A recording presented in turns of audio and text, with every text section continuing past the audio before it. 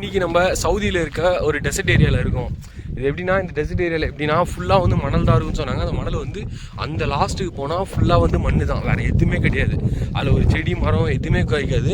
ஆனால் இப்போ இங்கே கொஞ்சம் முன்னாடி இருக்கிற இடத்துல பார்த்தீங்கன்னா அந்த மாதிரி டெசர்ட்டு வந்து பேரிச்சம்பழம் மரம் வந்து இருக்கும். இந்த பேரிச்சம்பழம் மரம்லாம் எப்படின்னா வெறும் ஒரு விதையை போட்டால் கூட, பேரிச்சம்பழம் விதையை போட்டால் கூட மரமாக வரும்ன்ட்டு இங்கே இருக்கவங்க சொல்லியிருந்தாங்க. வெயிலில் மூலியமாக வருமா இங்கே? வெயில் மூலியமாக இங்கே வரும்னு சொல்லிட்டு இருந்தாப்புல. பார்த்துங்க, இதான் டெசர்ட்டில் இருக்கிற ஒரு பேரிச்சம்பழம் மரம். இது வந்து எப்படின்னா யாரும் வைக்கல, இதெல்லாமே தானாக வளர்ந்தது.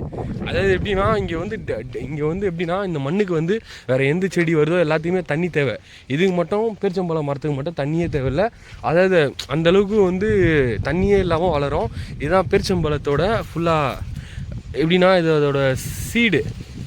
லைக் எப்படின்னா அது வந்து பேரிச்சம்பழமாக ஆகிறதுக்கு முன்னாடி இந்த மாதிரி காயாக இருக்கும். அதுக்கப்புறம் தான் இதுவாக வளரும், பழம் இருக்கும்.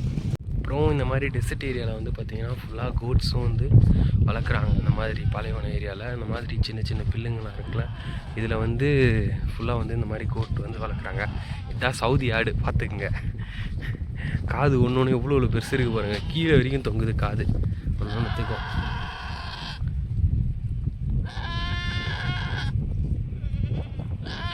நம்ம ஊர் ஆட்டில் வந்து பார்த்திங்கன்னா முடியெலாம் வந்து ஆட்டோட முடி வந்து கம்மியாக இருக்கும். இதுக்கெலாம் வந்து பார்த்திங்கன்னா முடியெலாம் அதிகமாக இருக்குது. அதாவது இந்த ஆடுங்களோட உடம்புல இருக்க முடியெல்லாம் வந்து ரொம்ப அதிகமாக இருக்குது. கிட்ட போனாலே ஆனால் ரொம்ப பயங்கரமாக ஓடுதுங்க. அதுதான் ஒன்று பாருங்க, இப்படி மேய்து பாருங்கள்.